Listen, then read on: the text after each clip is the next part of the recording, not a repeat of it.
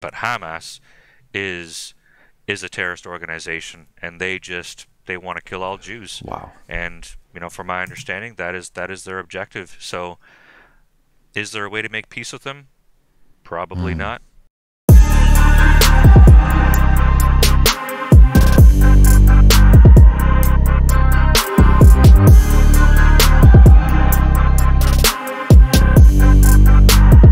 So here we are. I hope you don't mind me hitting the recording button straight away, from the beginning. Listen, first of all, I am really happy to see you. I hope you don't mind me smoking the fatty, the fat one. Oh, not at all, and it's man. beautiful. It's been a long time since brother. we had a conversation, right? Yeah, man. Been pretty good.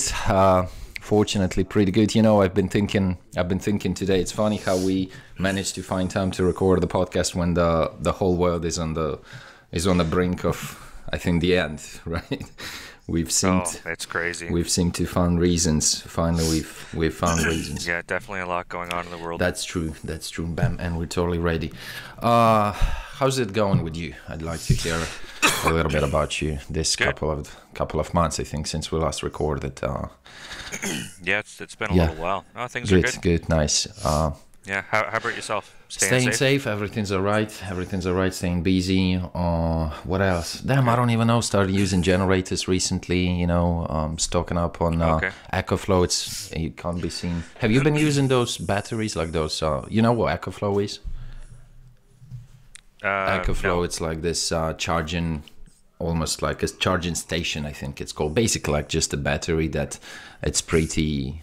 It allows to connect a lot of devices and luckily we've been staying without blackouts. I think last year blackouts had already begun this month. I don't remember. Yeah. Do you have any generators? Those gasoline generators? Have you ever started them? So I don't use one myself, but I know like there is a lot of people like here that do, because especially like where I live, we get some pretty harsh winters, so we can be without power for several days at a time, like if we're getting a really bad ice storm or something like that.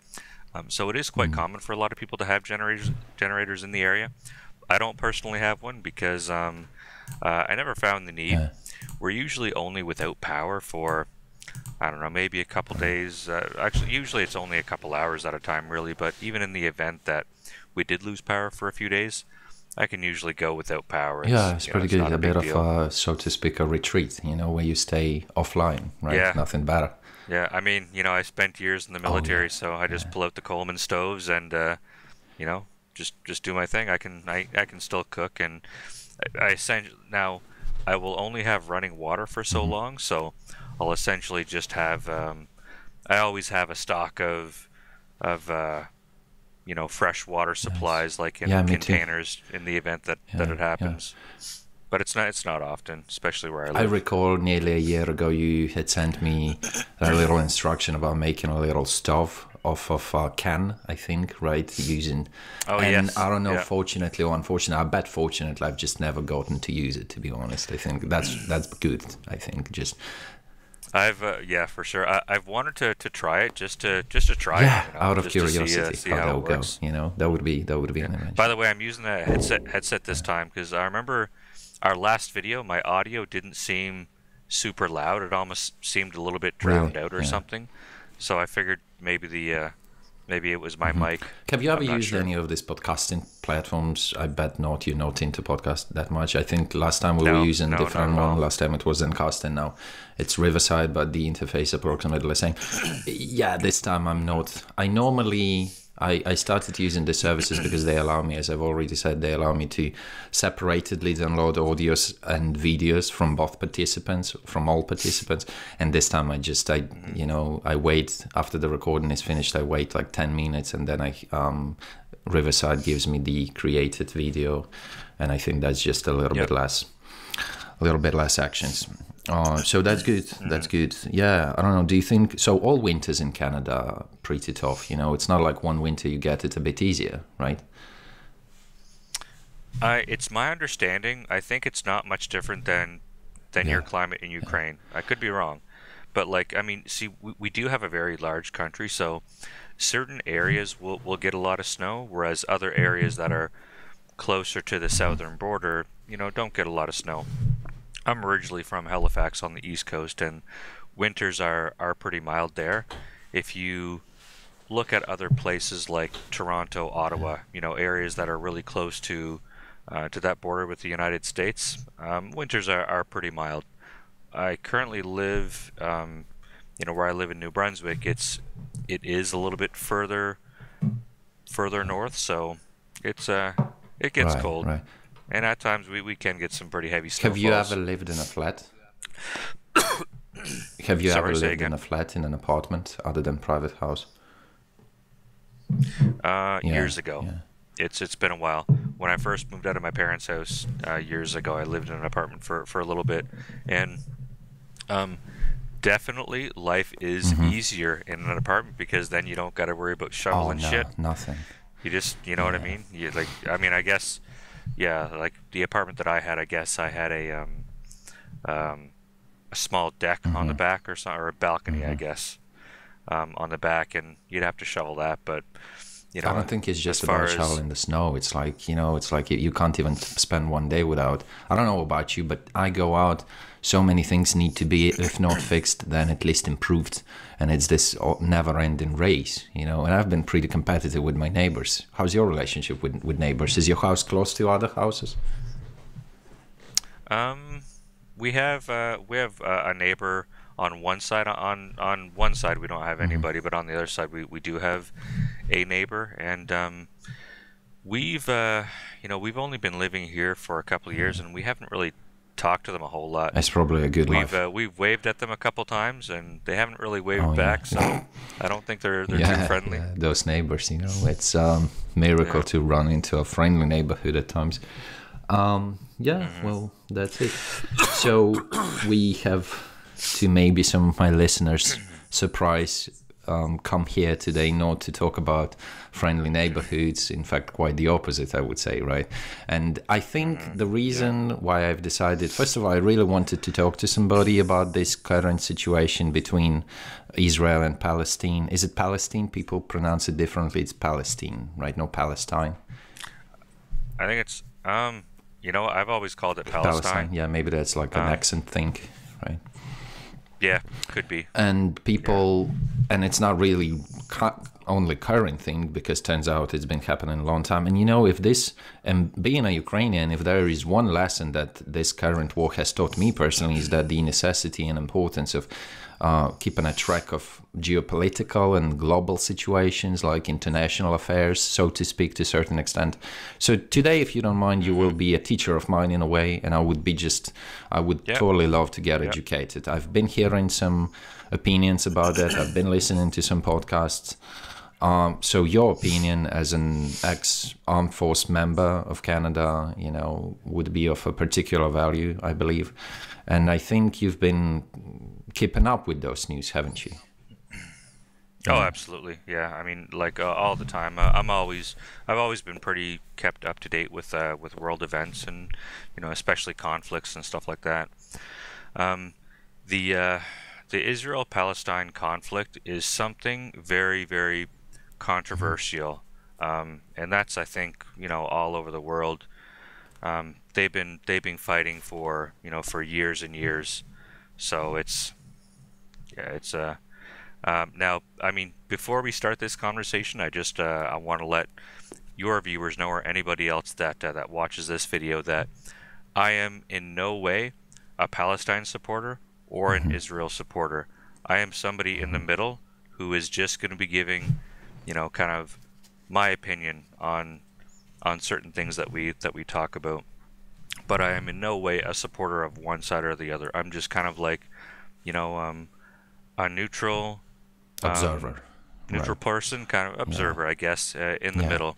However, in saying that, I am very much against, obviously, terrorism and the taking of innocent lives, which is what happened on October the 7th.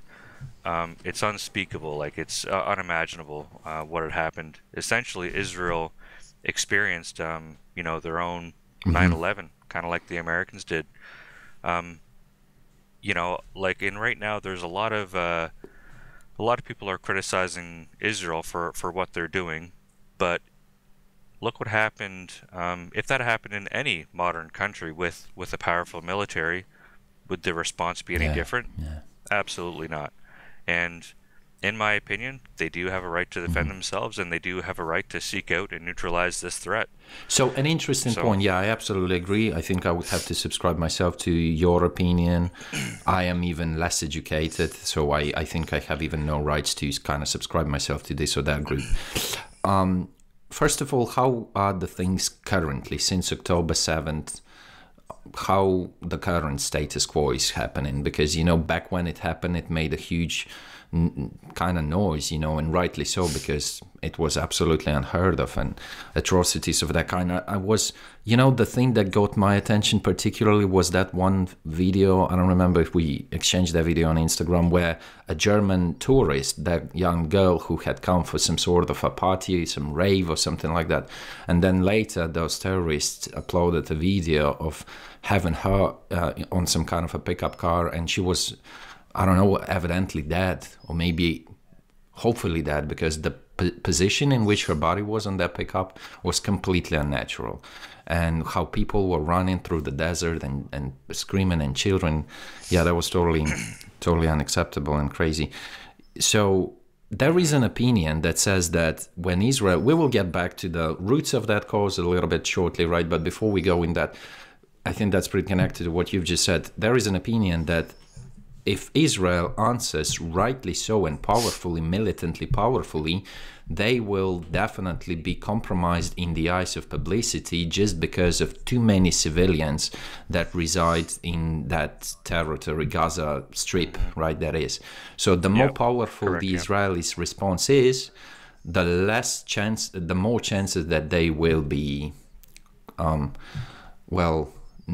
frowned upon, you know, so to speak. What do you think about that? Do you think Israel's response should be in the full militant power? And that's a tricky question considering the amount of civilians. You know, how do they go about responding? So I believe that they do have a right, you know, to go in and neutralize this threat by whatever means necessary.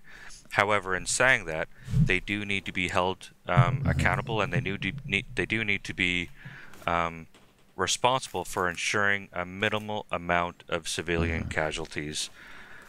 Now, I've never worked with, you know, Israel troops. I'm not sure what their level of professionalism is. I would hope that it would be, you know, out of a high standard. I know a lot of people would probably disagree with me. And when I say people, I mean people that are in support of Palestine. Right. And there's actually a lot of Canadians that are in support of Palestine as well. Yeah.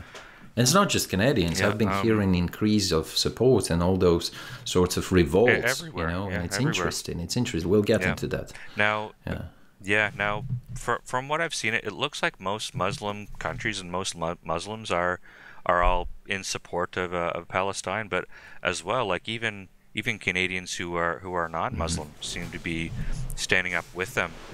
I think what upsets me a little bit is how, and you know what, like again, life must be protected, especially civilian life must be protected at all costs. However, so a lot of people are protesting that, you know, Israel needs to stop this bombardment. They need to protect civilian lives. But they didn't say shit when 1,200 or 1,300 Jews were slaughtered in Israel. Like, where the fuck were they when that was going on? You know what I mean? They didn't say shit about that. But, anyways, back to, I guess I kind of lost my it's going to be scattered. It's going to be scattered. I guess that's just how it goes when I am the host. Yeah. Oh, you know? But, as far as, like, the use of force, they need to be held to the same standard that we use in the military. So, you know, when it comes to engaging armed combatants, they need to use an escalation of force, which means they only fire on people that are a direct threat to them. If nobody has a weapon, then, you know, you can't it just appears rather difficult with this modern ways of holding a battle, I guess. And we as Ukrainians, I as Ukrainian, have seen so many times when a missile is shot, when a rocket is shot, even when a drone is is run, and it's almost unpredictable. That obviously depends on who started that, who shot that initially, and some, but that is pretty difficult and it's pretty complex. What do you attribute this support of Palestine to? Do you think, okay, so Muslims have some kind of a right to support it? And what about those people? Yeah. I think, to be honest, I think a lot of people don't understand the history of Israel. A lot of people see Israel as occupying certain areas, like, for example, Gaza and the West Bank. Now, that is also very controversial because in the past, and even like one of the most recent war, the 60-day war, Israel took over that territory. And then some kind of ceasefire was made where everybody agreed that this would be, Israel's territory. In saying that, everybody there deserves a right to live in peace. So where do we go from here? Is that true? What I've heard on a podcast that on paper Gaza is not controlled by Israel, but factually, I mean, a lot of infrastructure is still supplied, like electricity and maybe water. So there appear to be critically important spots in Gaza, and 6 out of 7, and I mean, again, I'm just repeating what I've heard, 6 out of 7 of them controlled practically factually by Israel. And what part does that play in this war, you think? The fact that maybe Palestinians, they just don't want to be controlled by Israeli. Now, Gaza and the West Bank are, even though they're, I guess they're considered Palestine, they're treated very different by Israel. So, let's just rewind in time a little bit. I think it was back in the 1960s, the PLO was formed, which the PLO was kind of the governing body for Palestine. So, I guess the West Bank and Gaza. During some time, during the 60s or 70s, the PLO kind of broke off into two separate groups, the PLO and Hamas. And Hamas actually, the two sides actually fought against each other. And then Hamas ended up eventually settling in Gaza, and the PLO remained in control of the West Bank. And Hamas, they're considered a terrorist organization by most modern governments across the international community, just for the fact that they target non-combatants. They target civilians, right? Indiscriminately. On October the 7th, they didn't care who they killed, just as long as they killed people, whether you're a man, woman, or a child. As far as like them killing children, I don't know. I've been hearing different conflicting stories that some of that is misinformation. Yeah, so it's really hard to tell like what exactly went on. But I mean, there is lots of video evidence of them shooting unarmed civilians. So we know that is a fact. Yeah. But anyways, so because Israel couldn't really do a whole lot to control Hamas and what was going on in Gaza, they essentially decided to build a wall surrounding Gaza. And I don't know if you'd consider it a blockade, but they've really closed those people in just so that they could keep the terrorists, keep Hamas inside of Gaza. But the West Bank, now I don't know this for sure, but I don't think they're under nearly the same restrictions as those in Gaza are, because you actually have Israelis who are settling in areas of the West Bank. When you are saying that they decided to isolate them, are you referring to practically building a wall? Is that what is meant? Like, there's literally a wall like surrounding Gaza. It's a massive wall. Yeah, so I was going to ask you if that even works in modern realities, because it's like, that's what Trump was blabbering left and right about, and I wonder, it's like, what is this? I mean, I could see that being done. It worked for a little while, but I mean, October the 7th, it proved that it Now, my doesn't question work. is, how, in your opinion, do you see that even happening with Israelis? Well, probably economy didn't have to do much with that, although Israel is reportedly getting stronger and stronger economy. That's what people keep saying. How was that practically implemented? There must have been this group of terrorists that somehow illegally crossed the border. How would you possibly see that happening, that whole terrorist attack? Oh, you mean like on October the 7th? So I don't even know if they released all the official details of what happened, but I did see some videos of bulldozers actually breaking down some of the fences. I've seen other videos where they used explosives to, to take down some of the walls and some of the fences. So, and from what I remember, there was 22 entry points.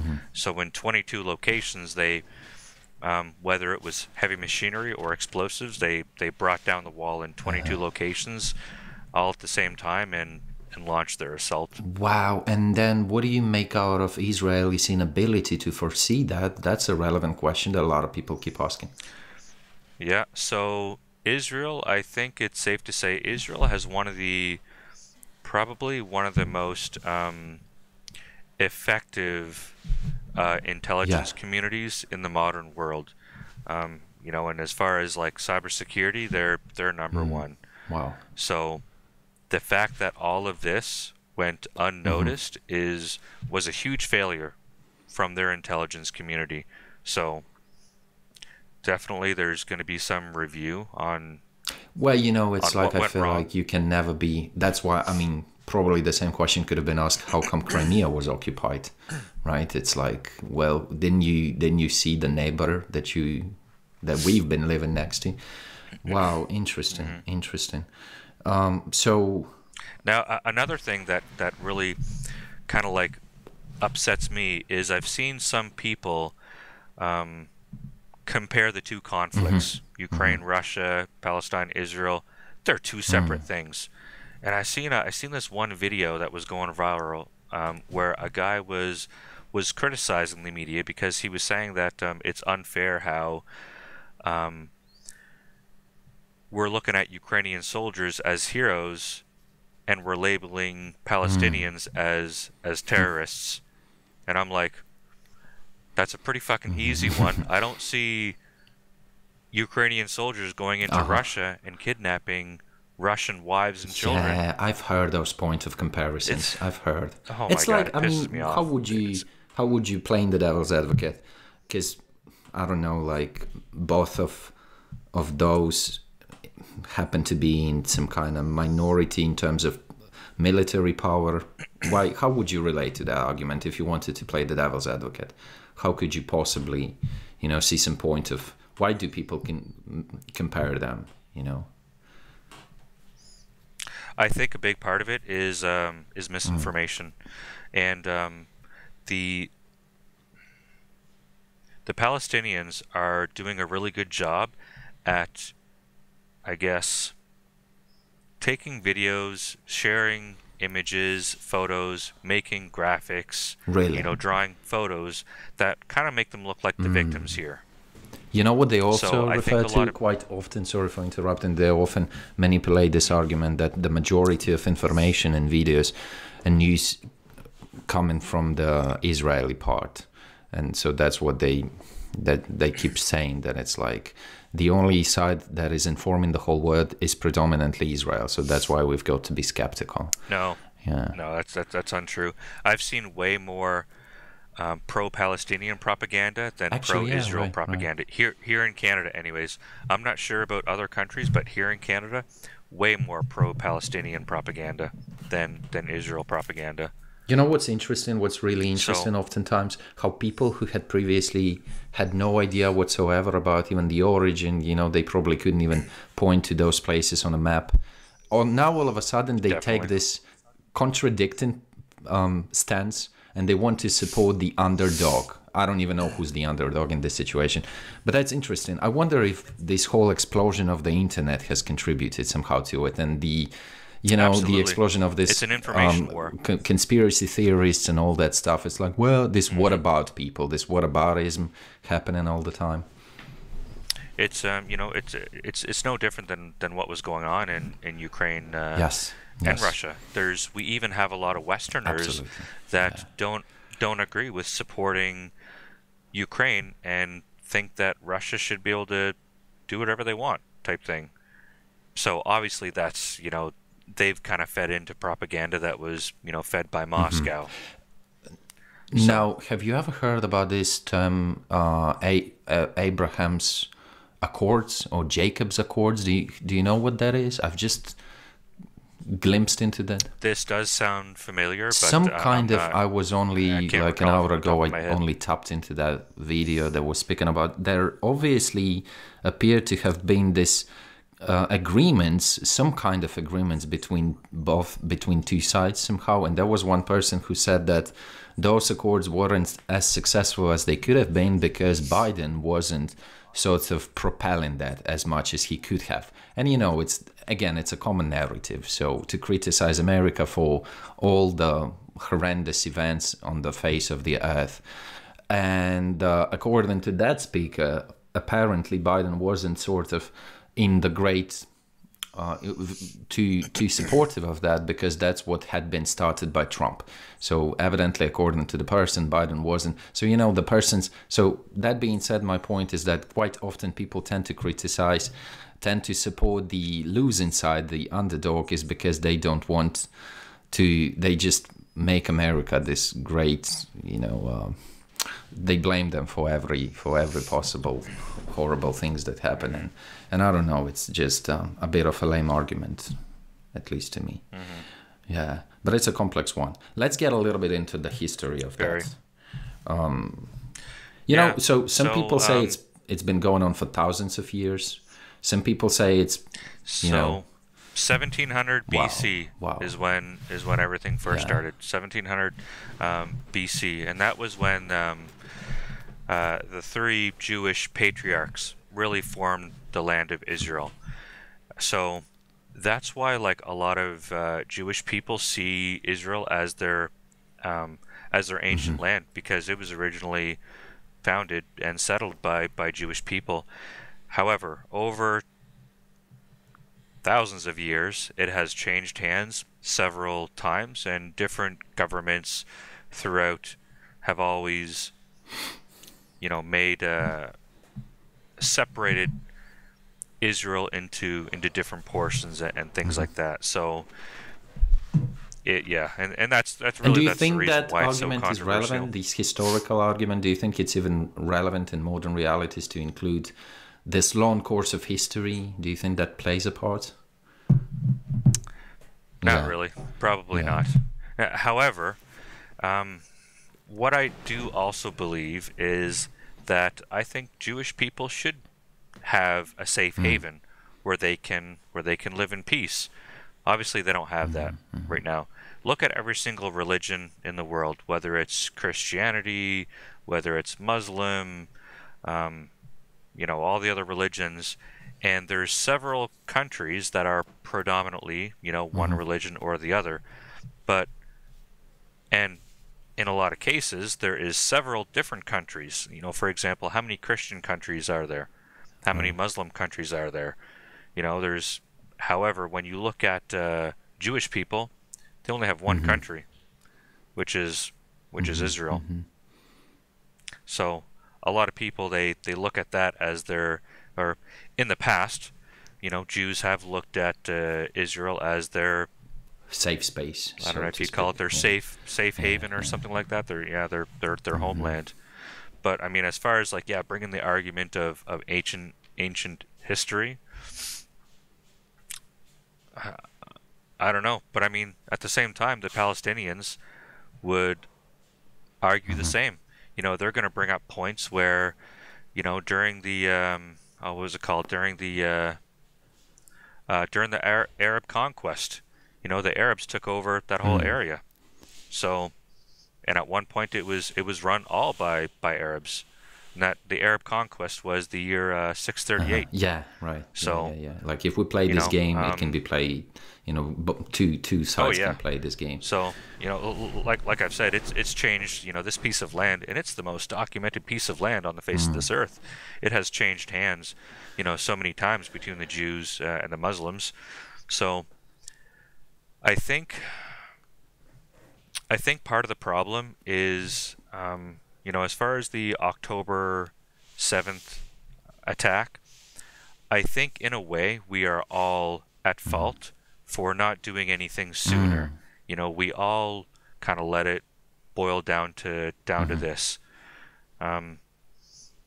Again, it was a terrorist attack. It was completely wrong. There's no excuse for this, and Israel should be able to do whatever they have to do to neutralize this threat. But we should have all, like the international community, we should have all done something sooner before it got to this point. What that I was is, gonna ask you that. I'm not really sure. Yeah. Now, it's pretty obvious what Israel should have done, I guess. Maybe should have paid more attention, should have strengthened certain measures. As far as international community, you probably failed to say what should have been done, and that's not for you and nor for me to answer, right? It's this argument returning, and we're going to jump from topic to topic, but this argument that I keep hearing the most from the Palestinian side, that the Israeli keep hitting them and innocent dying and children are dying, is pretty similar to the argument that Russia has been making about us bombing those questionable occupied territories, as if we are hitting the people of those occupied territories. Meanwhile, it's nothing but a manipulation, right? No, it's not even close. It is not even close. Now, a big part of the problem, Hamas are terrorists, and actually they've done a lot of things very similar to what the Taliban had done or Al-Qaeda had done in Afghanistan. They use a lot of terror tactics.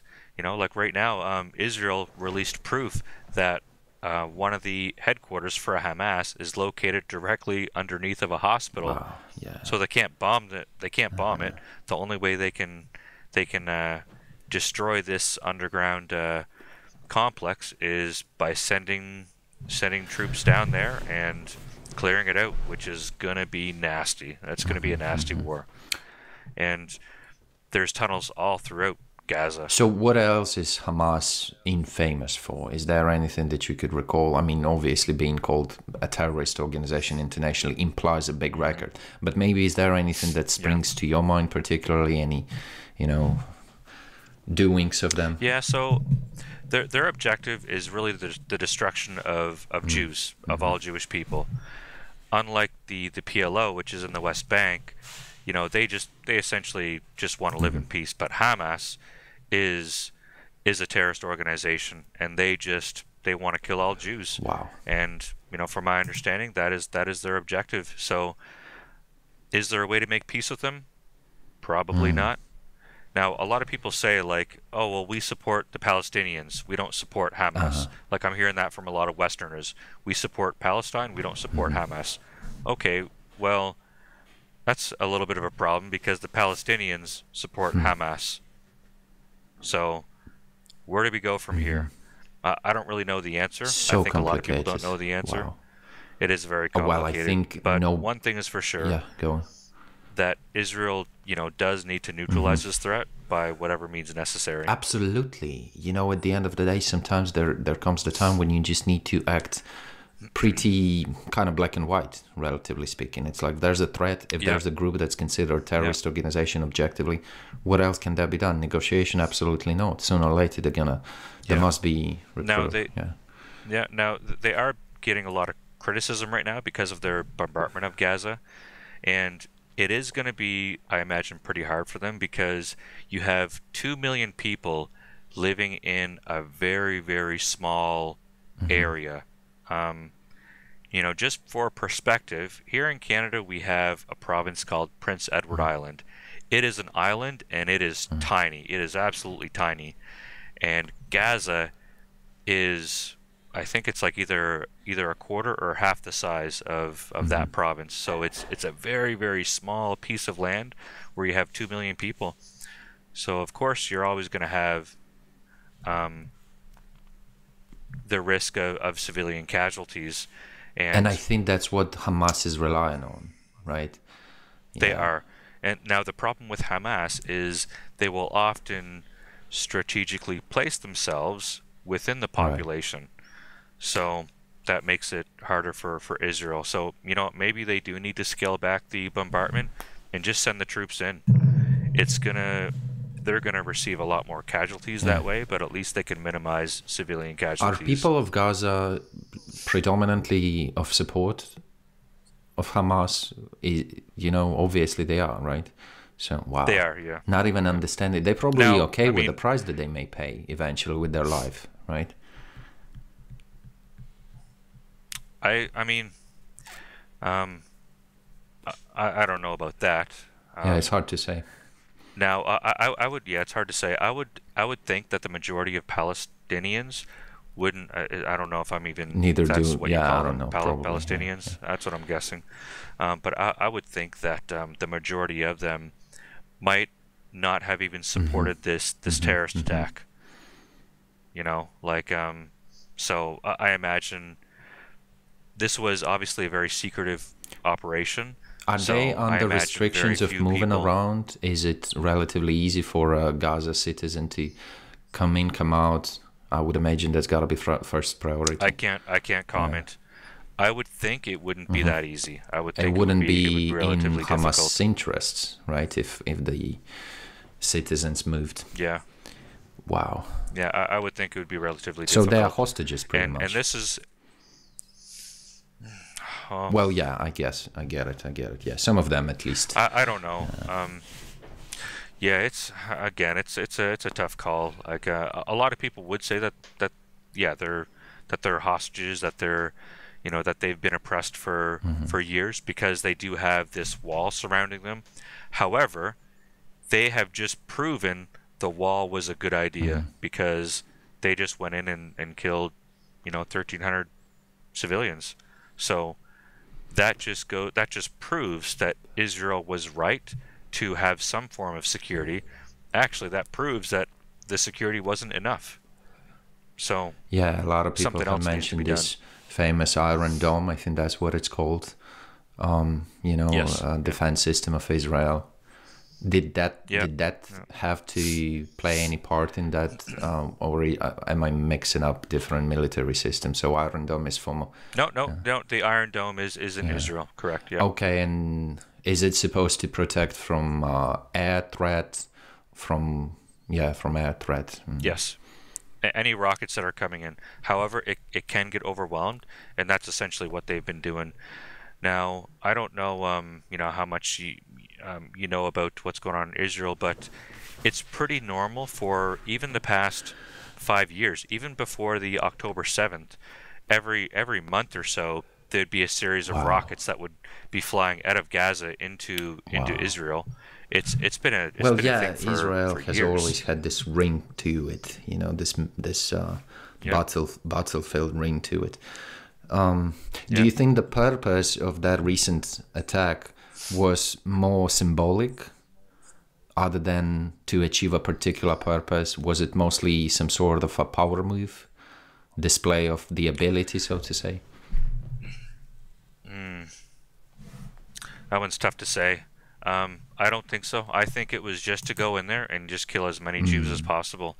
I don't think they had an ultimate mm, goal, or I don't think they were, you know, they knew that they wouldn't be able to completely overpower the the IDF, the Israel Defense Force. I think they just went in and their ultimate goal was just to mhm. kill as many as possible. Didn't matter who it was, just I think that was their only goal. Now they did take over two bases. I don't know if it's considered a more of a base or maybe a forward operating base, but there was a base to the north, I guess a patrol base, probably more like a patrol base. There was a patrol base to the north and one to the south that they did take over and gained access to some of these armored vehicles. Whether they had the expertise to operate them, Yeah, that's probably a not, but that was probably pretty symbolic for them. yeah. But other than that, I don't think there was a whole lot of strategy involved. I think they had a plan to take certain areas and then just kill as many people as possible, Right. which is completely different from any kind of conflict that we've seen in Ukraine or Russia, which was more strategic, right? Yeah, more strategic, and it's an army against army, not army versus civilians. Yeah, what a yeah, crazy like move. Russians have executed civilians. Yeah. We've seen evidence of that, but they didn't commit terrorism to the same level that Hamas there were committed instances on. and still are instances of terrorism, but I think it's safe to say it wasn't that outstandingly obvious in general meaning, right? No, exactly. They didn't go into villages and just massacre people because they were Ukrainian. See, I don't know. There have been a lot of reports of people being killed on the language basis, on the basis of literature that was seen by the Russians in the houses, and the presence of flags. There are still a lot of accounts of terrorism, but I think the major difference is that I think it's also safe to say, whether I like it or not, that prior to that, Russia was not globally called a terrorist country, so they still had maintained some sort of image of a civilized country up to a certain moment, probably not even up to 2022, maybe prior to 2014, when the Crimean Peninsula occupation took place. Now, are there any points in Israel's strategy, in terms of politics, in terms of their response, that you disagree with? See, it's hard to say, because without being on the ground and seeing what it's actually like, it's hard to say.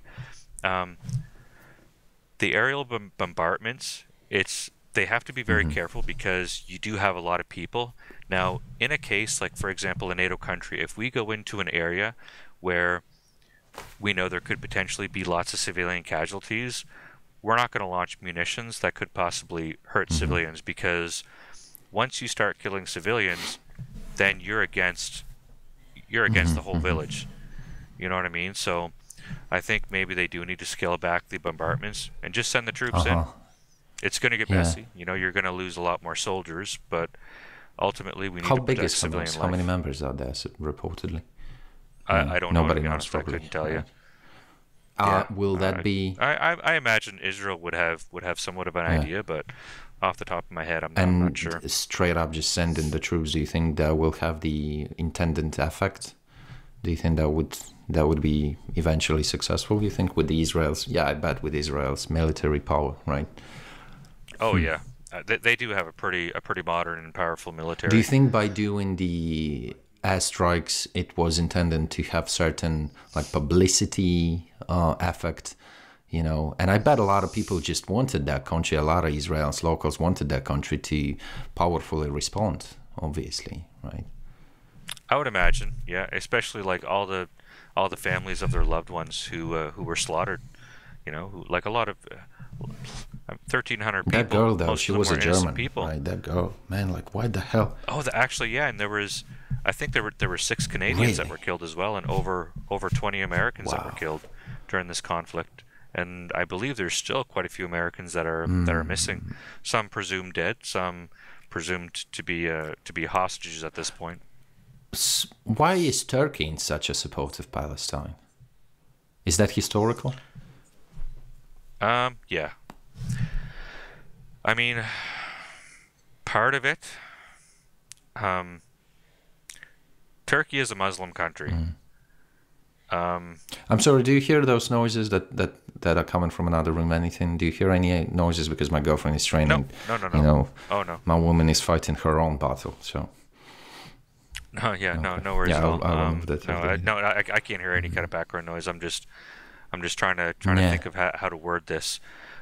Yeah, Turkey is a NATO partner, a NATO member, and they've always been a supporter of Palestine and not so much a supporter of Israel. However, what I've noticed is pretty much all Muslim countries have all been in support of Palestine and not Israel.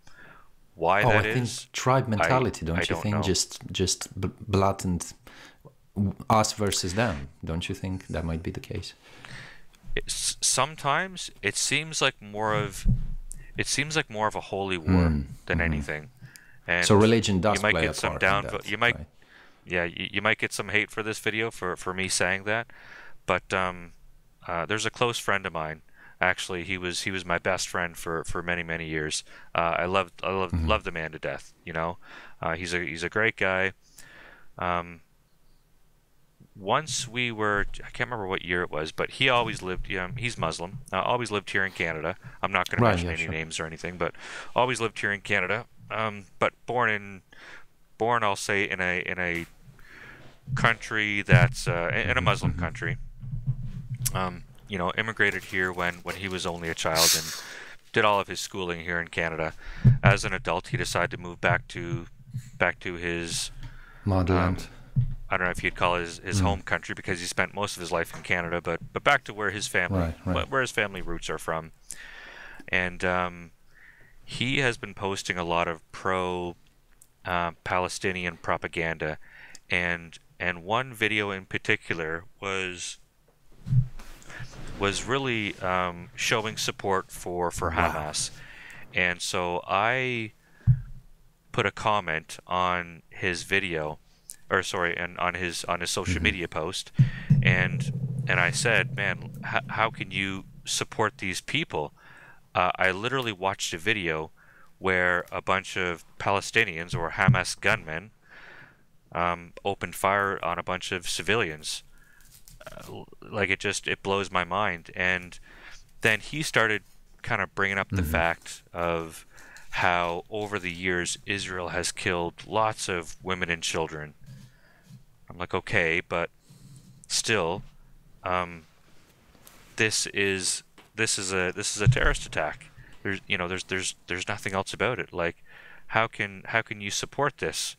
And he's under the belief that they had no other option than to do this. And then he said, look at what would you do if people came in and killed members of your family? Wouldn't you go after their family as well? And I'm thinking to myself, I'm like, okay, if I think of it from my perspective, I fought in Afghanistan. I fought the Taliban. If the Taliban came and killed and, kidnapped, injured members of my family, would I go after their wives and children? Absolutely fucking not. Guess what? Because I'm not a terrorist. So, you know what I mean? Like that. Anyways, I guess. It's interesting. It's arguably it's very representative. In this case, which you've just described, it's very representative and is by no means an easy one. So it would be unfair to say that you can't relate to some of those arguments. But the thing is, it's not that Israel has ever done anything of that terroristic magnitude. Yes, children died. Yes, civil casualties, undeniably. But nothing of that kind. Nothing. And again, exactly. Every time when I'm having this quandaries in my head, I'm also trying to project my possible opponent's answer. So yeah, I don't know. It's like, yeah, you come up with a good response to that, but it's there are just some people that want to reply by chaos to chaos, by massacre to massacre. Yeah, and it really upset me and hurt me in a way where I looked at this man as my brother, but then I see him, supporting what I see as terrorism. And it made me sick to my stomach, if I'm being completely honest. Yeah. And I don't see how that can be supported. However, it looks like there's a lot of people that are supporting that, and it makes me sick. Like, what the fuck is going on in the world? Do you think it's possible to have some kind of warm feelings to Palestine and at the same time disagree even? Have you noticed any case like that when a person would be supportive of Palestine and not supporting of Hamas? Yeah. Oh, sorry. So I should go a little bit further into the conversation I had with this friend. Now he did say that that he doesn't support Hamas. He supports the Palestinian people. That's contradicting, though. However, it's very contradicting because the Hamas members are Palestinians, and a lot of Palestinians support Hamas. So that's a hell of a complicated matter that's occurring. It's very, very complicated, and as far as like how how do we solve this? Don't really know.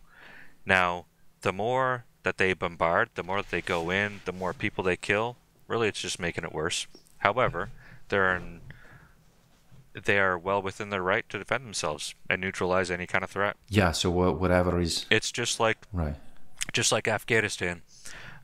Actually, have you ever seen that movie War Machine with Brad Pitt? Yeah, absolutely. Is it War Machine It's a or very War Machine. Fury? Not Fury? Brad Pitt? Fury was also a war movie with Brad Pitt, but Fury was based on World War II. War Machine is based on the war on terror, Afghanistan. Okay. So, have you No, seen it? I don't think I have. It came out, I can't remember when it came out, but it came out when the war in Afghanistan was still going on. And a friend of mine recently said you should rewatch this. Like, now that the Taliban is in control of Afghanistan again, I think you need to rewatch this. It has a lot of relevance, even more so today than it did, say 6 or 7 years ago. Interesting. So I watched it, and I think a lot of lessons in Afghanistan that Israel can learn from as well. Would you mind elaborating a little bit to those who haven't seen it? Like, what would be particular connection? I mean, like, one thing, for example, you have some people, and this is really like what was going on in Afghanistan. The objective in Afghanistan was winning the hearts and minds. Now, I don't think that's definitely not Israel's objective right now. Right? Definitely not. But we tried winning, the hearts and minds. Now, the Taliban, if you look at I don't know how to word this, but essentially, I think Hamas, just like the Taliban, I think Hamas is going to grow because the more civilians you kill, the bigger the army is going to grow. If you kill, people join, right? People join because imagine if you're in a family where you have 10 brothers, and 5 of them. One of your brothers is killed by, let's look at Afghanistan. If there's, say one guy, he's a member of the Taliban, but he has, 10 or 11 brothers, and he gets killed by, coalition forces. Well, guess what? All of his brothers are going to join, and a lot of these people have big families in Afghanistan anyway. And if you look at Hamas, I imagine in Gaza, it's probably going to be a similar story where the more people you kill, you're probably going to have more people that'll then be inclined to join the ranks of, for vengeance, exactly. So that's interesting. I think now that makes me think that actually maybe that recent attack was actually a little bit more strategic from them on their side than we would imagine, because maybe they could foresee. It's really unlikely that I would be, thinking so many steps ahead, but then Israel responds in the most cruel ways imaginable, probably, right? Still within the law, I imagine. And then more people are totally infuriated, and maybe that's how the terrorist group grows. Wow. Do you think that could have been on their mind? Geez, that's a tough one. It's a tough one. Possibly. Even if it wasn't on their mind, it's definitely gonna, I think we can foresee a lot of issues. For example, Israel goes in, even when they send all the troops in and they neutralize or destroy Hamas, the ideology is still going to be there. There's still, even though some of these people might not have weapons in the moment, a lot of them are going to hate Jews and, Israelis and the IDF. So, even if they end up completely taking over Gaza, you're going to have a lot of those people that are going to be planning some attacks and, further terrorist attacks behind closed doors. So it's not going to make anything better. I don't know. It's and like Afghanistan, in the case, we were in Afghanistan for over 10 years, and after the Taliban swept through Afghanistan, I think that really proved how a lot of people still really supported the Taliban. Maybe not the women, because terribly oppressed. They don't have a whole lot of rights now, but I think the majority of men, maybe not the ones that were working directly for coalition forces, but just the majority of the population, I think we're in support of the Taliban. Otherwise, how the heck would they have taken Afghanistan over so fast? You know, a lot of people that were, probably in the army decided to join the ranks of the Taliban. It's gonna expand. I think it's safe to say it's gonna expand, and it's gonna take on crazy magnitude.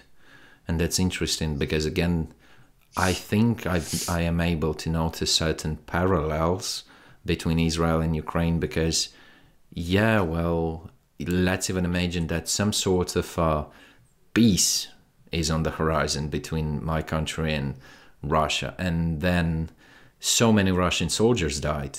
Safe to say, similar could be said on Ukraine regarding the Ukrainian side, but there are people who there are Russians that have now got a reason to hate. Maybe they didn't necessarily have it before, but now, since their brother, father, cousin was drafted and killed. So you see, it's always like that, because once a conflict is started, once a war is initiated, it is probably generational. It's probably generational. Yeah. No, I totally agree. I do think you're going to have a lot more hate on the Ukrainian side. There's going to be a lot more Ukrainians that are going to be, hold grudges over the years. And, I think I said this during our last conversation. I think Russia is going to have a threat of terrorism from Ukrainians, for the next 10 plus years, potentially.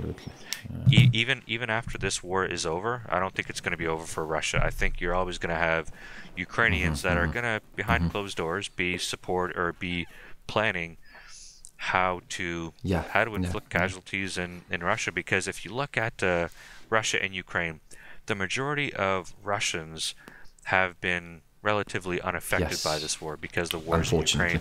But look at Ukraine.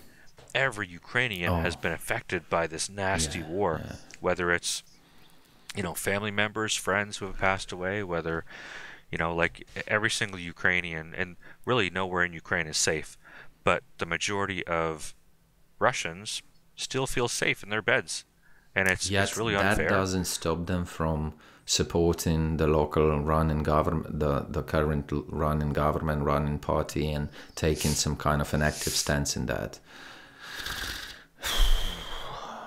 So what is next for Israel, you think? Okay, let's say the final purpose of the revenge would be exterminating Hamas, but I don't think that's on the horizon any near future, right? No, it'll take a long time. There's a lot of tunnels they have to go through, and because it is such a built-up area, it's going to be a tough area to clear.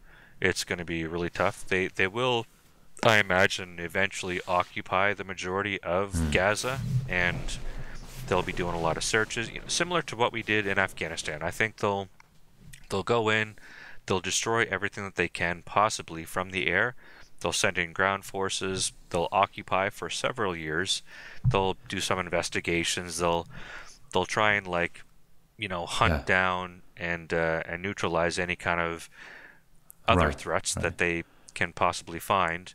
And they'll probably police Gaza for quite some time. However, you'll still have people behind closed doors that will be launching terrorist attacks and killing Israeli soldiers that are stationed in Gaza. It's not something that's going to be over anytime soon. But I think what you've said regarding the Israel possible strategy, I don't think it sounds that impossible, to be honest. I don't think they are doomed. I don't think so either. I think it'll be now. Israel hasn't actually said what their ultimate goal is, but I can see something like that, kind of like what we did in Afghanistan. We, the first couple days of of the Afghan war. Now I'm not sure if you know this, but after 9/11, Article 5 was invoked because a NATO member was attacked. So all of NATO had to get involved in Afghanistan. So within the first few days, Afghanistan was bombarded, and then it was several days later that we started sending in first special forces, and then once airports and runways were secure, then we started sending in larger military forces. So I can see something similar happening Right. in Gaza. I mean, it's not that big, so it's not like they have to take over an airport or anything like that, but I think they're just going to roll in battle groups, and they're going to destroy whatever they can, and then they're going to occupy for several years. However, during that whole time, they're still going to experience terrorist attacks within Gaza. It's bound to happen. And would you agree that the only possible future and possible strategy for maybe Palestine is to expect more people join Hamas? Is that the only thing that is on the horizon? Could you possibly see any other? Man, that's a tough one. I don't know. I don't see Hamas having a future, to be honest. I think really, I think the best play is to, the best play for Palestine is to, get rid of Hamas and have, say, the PLO. So wait, Gaza, they've got some kind of a government, right? Some government party, right? And that's separate from Gaza, So Palestine is Gaza and the West Bank. The West Bank has the PLO, which is essentially the governing body of Palestine, the governing body of the West Bank, and Hamas is the governing body of Gaza. So wow. Israel kind of has, I wouldn't say a friendly relationship with the PLO, but they're kind of they're in a neutral position right now where they're not killing each other. And Gaza is what, like 2-point-something million, right? Over 2 million people. So there's a lot of people there in a small area. I think it would also be safe to say that the future of this conflict is pretty tightly dependent upon international attitude of other countries. America, I think, particularly, no least, right? What part does the state? One thing that I do think that would help is Palestinians need to openly I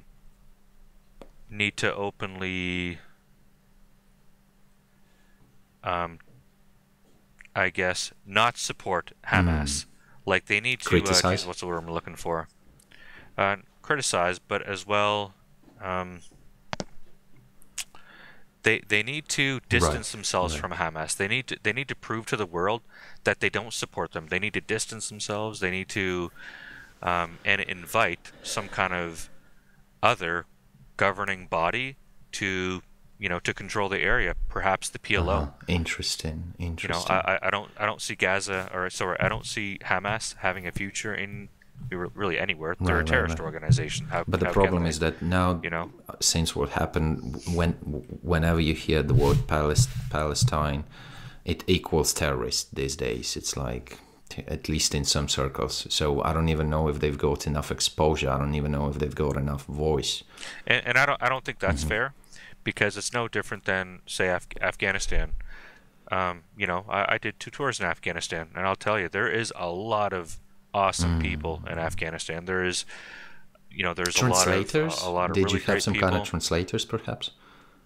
We had translators, but we also worked with the ANA, Afghan National Army, the ANP, Afghan National Police, and as well some private security contractors, which were all Afghans. And so, we worked, especially during my last tour, we worked really closely with a lot of local Afghans, and I've met some really solid, really good people. Yeah, that's heartbreaking. Not only that, like everybody's put in the same group. It's. Did you have some traitors among those that you would think, maybe not you personally, but did you witness any instances of some, of traitors kind of pretending? Like some Afghans that we were working with that turned on us or something. So we didn't experience that. And as far as like Canada as a whole, we never experienced that. However, it was more frequent with Americans. There was a lot, like I'm not going to say a lot of times, but there's several occasions where an Afghan soldier, he's, say, training on a range, and if there's American soldiers around, he'll turn on the American soldiers and start firing at Americans. There have been several American casualties, but we didn't experience that on the Canadian side. However, I will say that we treated Afghans no different than we would treat our own people. You know, we treated them with respect. Of course, not the Taliban, but like just general Afghans and Afghans that worked with us and the general population, we treated them with respect and love and support like anybody else.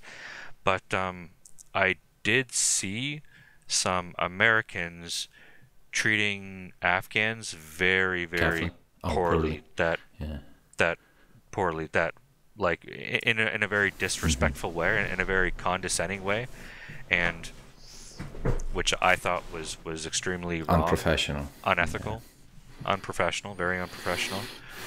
But that's a human factor. Perhaps maybe that is why we've seen more Afghans turn on Americans. I'm not really sure, but yeah, like there was members of the Taliban that did infiltrate the ranks of the Afghan army and Afghan police. Actually, in the early stages of the war on terror in Afghanistan, there was a lot of Afghan police that were on the payroll of the Taliban. It was actually corruption is huge in Afghanistan, so it was a pretty big problem. But personally, I never witnessed anything like that. I think a safe assumption is that initially maybe we should have started with this in the beginning, but I think a safe assumption is that it is to a big degree a territorial conflict, because the way I see it is Palestinians absolutely. thinking that Israel's land is their rightful land, right? And how did that, on a final note, how did that come about? So I know the Brits have something to do, or at some point some kind of peacemakers, right? After First World War. Yeah, so let me. I have a timeline here that I. Well, look at you coming in that prepared. Homework as well before. Yeah, before we had this, I definitely I did my homework and I did some reading, and I have a timeline here. Yeah, it's pity that no more than 20 people will probably watch this episode. You know, I've said it to all of my guests quite often. I said, you know, it's a pity that people of this magnitude will be seen for some. But considering the topic that we're discussing right now, maybe not a huge exposure is for the better, to be honest, right? Yeah. Maybe, perhaps, yeah. It's a very controversial thing. You know, like I said, there's even a lot of Canadians that support the Palestinians, and you know, I think a lot of people in general support the Palestinians and their right to live, and I do too. I support, you know, everybody except for should Hamas. be able to live in a safe except for Hamas. Yeah, everybody should be able to live in a safe environment, but so should the Jews. I feel bad for those. They should be able to live in a safe environment, and October 7th proved that they can't. So what does that they have think to do about whatever people they can turning on Jews recently? You know, have you been noticing some sort of overwhelming anti-Semitism is what it's called? Yeah, definitely. Pretty much across the globe, there's been a rise in anti-Semitism. Heard what that dumbass idiot Kanye West been saying? You know, did that reach it? No. Yeah, he was basically saying he got one more time cancelled. Although this time, I don't even know if the cancel culture is that real. Is as real as a lot of people make it be. But he's been saying, I think he tweeted something. I'm going to butcher this whole narrative right now, but I think he posted something that would directly imply to Hitler, you know, burning those Jews down. And he said that he was going to do something similar, you know, kind of a little bit indirectly, but that's what he tweeted. And then he got that. Yeah. That's fucked. If that's absolutely true, that is. I don't remember. I can't recall his tweet exactly. And you know how that Dumbo explained it? He said that according to his observation lately, more and more artists have been getting fucked over by Jewish producers. So that's what he said. One day he decided to go on Twitter or live on Instagram. He said, I don't know what the hell he said. It wasn't burning them down, but I'm gonna do. Man, it was totally preposterous, the shit that he said. And then later crazy. He was invited to many episodes, to many podcasts. Alex Jones was one of them, who's probably, I don't know, you know, people call him Hitler supporter probably time to time, and Kanye openly admitted that he loves Hitler or something like that. So that's crazy. That's totally insane. Wow. Interesting. I didn't hear that, but that is fucked up. Like, if that is true, that's wrong on so many levels. No, okay, but would you say that Jewish people have some kind of inclination towards being a bit more intellectual overall or something like that? Because, you know, again, playing the devil's advocate, where do you think this I don't even know how to phrase it properly, like where does this anti-Semitism come from? Is it grounded at least a bit in something, you know? Where does it come from? Geez, I really have no idea. I mean, religious? But it's been going on for years. It's been going on for centuries, probably. For hundreds of years. Like look at every single religion during the I don't know, during the Arab conquest. You know, they killed lots of Jews. During the Christian Crusades, they killed a lot of Jews.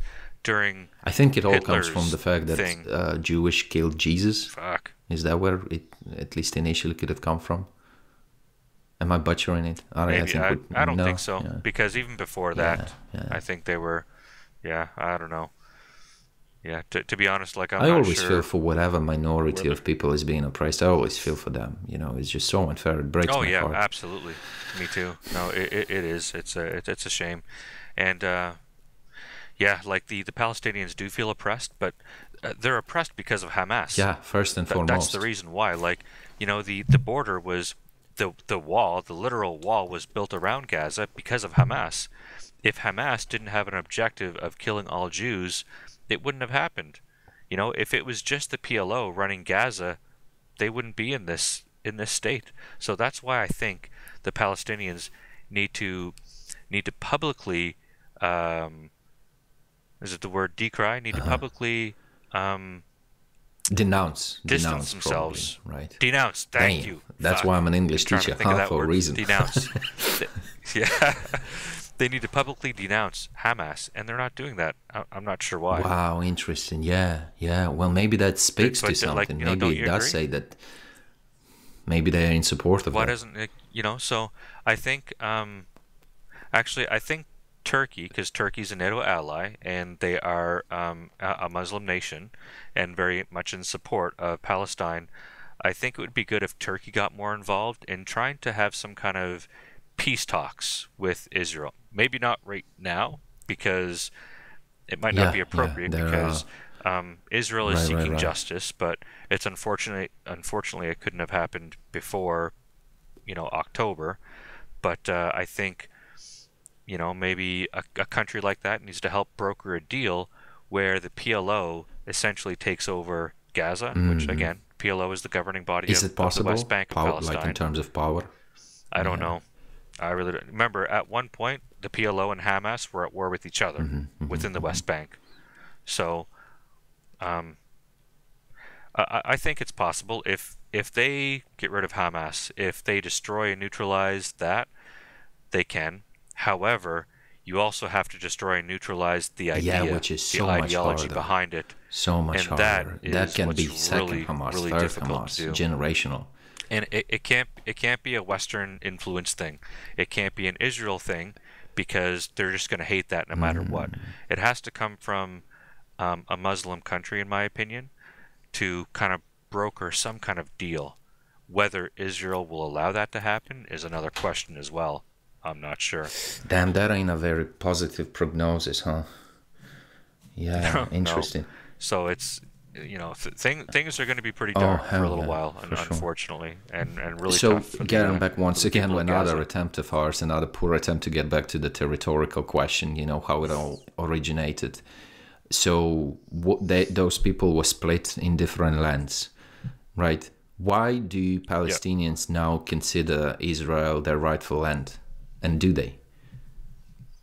All of Israel, or just certain I parts guess. of it? What do they feel? How do they treat it? How, you know, I'm trying to get to the root. Some of them, I believe, some of them believe that all of Israel, especially Jerusalem, is theirs, because it's true. You know, during the Arab conquest, that was taken over by Arabs, and at one point, the area was really divided into different parts that Jordan owned, that Egypt owned, and Lebanon owned. So, but then again, before that, it was originally settled by Jewish people. So, I think we need to stop I think the world in general needs to stop looking at, say, ancient times and use it as a kind of an argument, right? Yeah, and we need to look at what it is today. You have Gaza, you have the West Bank, and I think we need to, even though a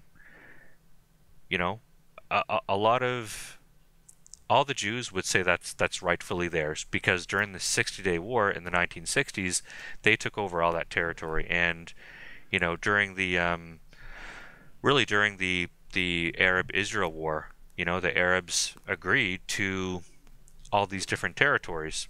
However, the people inside, which are the Palestinians, didn't necessarily agree to it, but say Egypt, Jordan, Lebanon, all agreed to these things. What's Lebanon participation in this whole thing? So Lebanon, not much right now. Lebanon's economy is really struggling these days, and Lebanon has an organization called Hezbollah, which now, in the past, Hezbollah has kind of been a supporter of Hamas, except right now they don't seem to be giving them a whole lot of support. I think a big part of that is because they're struggling to keep their own country. I've got a student, kind of shout out to Rachel, she's going to watch it, and she reports having a certain issues, at least with electricity. The way she said that was pretty negatively outstanding. She said that it's not like the way it is in majority of countries where you've got this one like public organization that provides electricity. There seem to be this almost electricity lords that illegally provide energy for blocks of flats, for neighborhoods, and you've got to pay illegally to those guys, and they provide you with electricity because they've got generators for only certain amount of hours. For only so many hours can you have electricity. And that is pretty... In Gaza? No, I mean in Lebanon. I'm talking about Lebanon. I got to see. Yeah, in Lebanon. This Hezbollah, sorry. That's, and I think that adds up to what you said about the economy of Lebanon, so it's pretty tricky. So they're going through some pretty tough times. So even though I imagine Hezbollah probably wants to support Hamas, but at this point they really can't. See, they haven't denounced Hamas or anything. Maybe they don't want to have a horse in this race, I guess. Yeah. Potentially. Now there has been exchanges of gunfire between Hezbollah and Israel, but neither side is kind of infiltrating the other. They're just Israel is in a goddamn tricky position now. Wow. A very tricky position. And the thing is that they're surrounded by all these different countries that are all in support of Palestine. Wow. Maybe not Hamas, but all in support of Palestine. And that's completely different to what's happening in Ukraine. Yeah, so I can see, maybe not Egypt, but I can see places like Lebanon or Jordan where people that are very anti-Israel will try and infiltrate the country from those countries. So right now they're... Yeah, man, Israeli better be on their game. They better be on their guard. Like what's Syria? Is Syria somewhere out there, right? Also, it's close. Pretty openly supporting. Yeah, Syria is also close. So Russia has recently been seen to have had certain financial aid to Hamas or Palestine. I think Hamas pretty much. Yeah, that will open some kind of publicly available record of meetings of Russian leaders with Hamas leaders, and there is now information arising that it's been documented, which is to no one's surprise. Iran has also been a huge supporter of Hamas and Hezbollah, and actually in a lot of cases have provided them with funds, weapons, and other resources to essentially commit their attacks against Israel. And that's the reason, I don't know if you heard, but there's two carrier strike groups that are now in the Mediterranean in support of Israel, and they're there to assist Israel and to make sure that no other countries kind of get involved in this conflict. Yeah. Apparently. Wow. What is the worst case scenario? How about that question? for the nearest future. Worst case scenario. Third World War, huh? Doesn't get any worse than that. I don't think it'll get to that. I really don't think. Preserved the good spirits, you know. Yeah, like the thing is, I think if there is a larger conflict, it'll be the U.S. will get involved. Like, say, for example, if Iran got involved, I could see potentially a direct conflict between Iran and the United States. Except, I think that's just as far as it would go. I can't, you know, I can't see all of a sudden Russia coming in, because if Russia comes in, then potentially you look at NATO involvement, and I really can't see that. But I mean, who the hell knows? Yeah, worst case scenario, we could end up like in a World War III. I really don't think it'll get to that. Russia has already proven that they don't want a conflict with NATO. China, you know, no different. They obviously don't want a war with NATO or the West. They're just trying to protect their interests, which is Taiwan. Should the states seem to have a need to keep an eye on a lot of conflicts, on a lot of situations? No wonder there are. Yeah, I mean, for years they've always acted like the middlemen, you know, the police of the world. They always try to keep things. Do you think rightly so? That's a tough call, because a lot of people would say that they've created more problems, which in a lot of cases they have. Look at Iraq. You know, they went into Iraq because they were looking for weapons of mass destruction, which they never found. And then when they left Iraq, they formed ISIS. Mess. Yeah, that's a mess. Which created a much bigger problem. No wonder there are more and more dummies on the internet saying something like, we should stop financing these countries overseas, we should stop sending that and that and that. Yeah, quite expected. I think, you know, the support, especially for stuff like Ukraine, I think needs to continue, because, you know, that was uncalled for. Totally. Completely uncalled for, like Russia's invasion. Totally. If you're a leader of a country like Russia, so easy to reach some sort of to avoid it all, to preclude all of those, you know. But it was never on his agenda. It's crazy how we even got to the point of war in Ukraine. Like, I thought, it's crazy. I thought modern war was done. I didn't think we would see like a conventional war ever again. But here we are. Shit. Well, nonetheless, I am quite privileged to have recorded that with you. I believe it. If anything, it's been quite edifying and wholesome for me. You know, I think now at least I seem to relatively, as much as it even possible, to figure out what's up. I'll do my best to kind of keep a finger on the pulse of what's happening.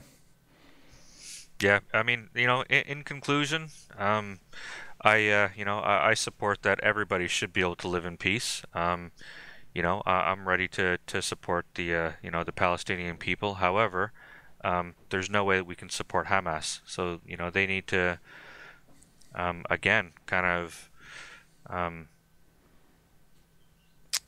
distance themselves from Hamas. By all means. I don't see any other way. And I think the majority of the world wants to support Palestine, but how can we support when they support a terrorist organization? I think that's one thing that a lot of supporters, public supporters, perhaps even famous people, tend to miss, whether purposely or otherwise, is because the conflict runs much deeper than meets the eye. And absolutely. And people are just, like right now, there's an information war. People, like right now, social media is flooded with all these videos of kids that are being hurt, that are being injured and stuff like that. So, you know, it's the narrative is that Israel is the bad guy and the Palestinians are fighting for their lives. Yeah. A lot of manipulation, misinformation, and misrepresentation, I guess, you know. Yeah, so again, very, very controversial thing, but I just wanted to say that, you know, I support that everybody should live in peace. Again, I am not a supporter of one side being, you know, Palestinians, and I'm not a supporter of Israel. I'm just kind of like a middleman who tries to figure out his opinion. Right. Yeah, and I also think to figure out, living in a democratic countries that we are now, if we are entitled to anything, at least that should be entitled not even to our opinion, perhaps per se, but entitled to conversation and observation and pondering. That's what we do, and I think it's pretty essential, necessary, critically important to do. So nonetheless, really thank you. That's been a lovely conversation. Thank you very much, sir. Yeah, good to talk to you. So just